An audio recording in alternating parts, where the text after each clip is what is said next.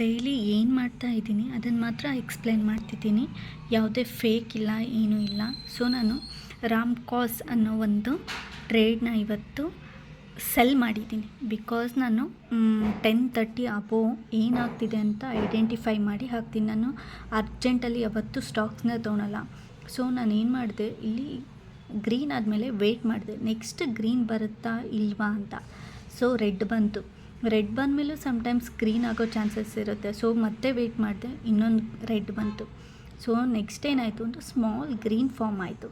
So ಆವಾಗ ನಾನು ಏನು ಮಾಡಿದೆ ಅಂದರೆ ನೆಕ್ಸ್ಟ್ ಕ್ಯಾಂಡಲ್ಗೋಸ್ಕರ ವೆಯ್ಟ್ ಮಾಡಿದೆ. ನೆಕ್ಸ್ಟ್ ಕ್ಯಾಂಡಲ್ ಕೂಡ ಏನಾಯಿತು, ಯಾವಾಗ ರೆಡ್ ಕ್ಯಾಂಡಲ್ ಫಾರ್ಮ್ ಆಯಿತು ನಾನು ಇಲ್ಲಿ ಸೆಲ್ಗೆ ಹಾಕಿದೆ. ಸೊ ಸೆಲ್ಲಿಗೆ ಹಾಕಿದ ಮೇಲೆ ನನಗೆ ಅಲ್ಲಿಂದ ಇಲ್ಲಿಗೆ ನಾನು ತುಂಬ ಅಮೌಂಟ ಹಾಕಲ್ಲ. ಯಾಕಂದರೆ ಲರ್ನಿಂಗ್ ಪೊಸಿಷನಲ್ಲಿ ಇದ್ದಾಗ ನೀವು ಕ್ವಾಂಟಿಟೀಸ್ನ ಕಮ್ಮಿ ಹಾಕ್ಕೊಳ್ಳಿ.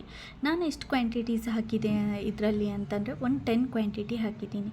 ಸೊ ನನಗೆ ಇಲ್ಲಿಂದ ಇಲ್ಲಿಗೆ ಈ ಪಾಯಿಂಟ್ವರೆಗೂ 70 ರುಪೀಸ್ ಪ್ರಾಫಿಟ್ ಆಯಿತು. ಸೊ ನಾನು ಇನ್ನೂ ವೆಯ್ಟ್ ಮಾಡ್ತಾ ಇದ್ದೀನಿ.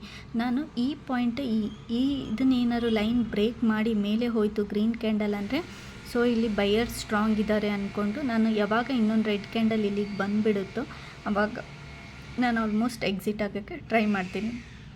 ಸೊ ನಿಮಗೆ ನಾನು ಯಾವುದೂ ಫೇಕ್ ಮಾಡ್ತಾ ಇಲ್ಲ, ಇರೋದನ್ನು ಹೇಳ್ತಾ ಇದ್ದೀನಿ. ಸೊ ನೀವು ಕೂಡ ನನ್ನ ಫಾಲೋ ಮಾಡಿ. ಆಮೇಲೆ ಯಾವ ಥರ ಕ್ಯಾಂಡಲ್ಸ್ನ ರೀಡ್ ಮಾಡಬೇಕು, ಬೇಸಿಕ್ ತುಂಬಾ ಇಂಪಾರ್ಟೆಂಟ್ ಆಗುತ್ತೆ. ನಮಗೇನು ಬೈ ಸಿಗ್ನಲ್ ಯಾವುದು, ಬುಲ್ಲಿಶ್ ಯಾವುದು, ಬೇರಿಶ್ ಯಾವುದು, ಕ್ಯಾಂಡಲ್ ಸ್ಟಿಕ್ಸ್ ಇವನ್ನ ಯಾವುದನ್ನು ನೋಡ್ದೇ ನಾವು ಮಾಡೋಕ್ಕೆ ಹೋದರೆ ನಮಗೆ ಪ್ರಾಫಿಟ್ ಅಂತೂ ಸಿಗಲ್ಲ. ಸೊ ಫಸ್ಟ್ ಕಲೀರಿ, ಆಮೇಲೆ ಏನಾಗುತ್ತೆ ಅಂತ ನೀವೇ ಅನಲೈಸ್ ಮಾಡೋಕ್ಕೆ ಸ್ಟಾರ್ಟ್ ಮಾಡ್ತೀರಿ. ಆವಾಗ ನಿಮಗೊಂದು ಒಳ್ಳೆ ಪ್ರಾಫಿಟನ್ನು ತೊಗೊಳಕ್ಕಾಗುತ್ತೆ. ಸೊ ನಿಮಗೆ ಈ ವಿಡಿಯೋ ಇಷ್ಟ ಆದರೆ ಲೈಕ್ ಮಾಡಿ, ಶೇರ್ ಮಾಡಿ ಆ್ಯಂಡ್ ಸಬ್ಸ್ಕ್ರೈಬ್ ಮಾಡಿ. Thank you.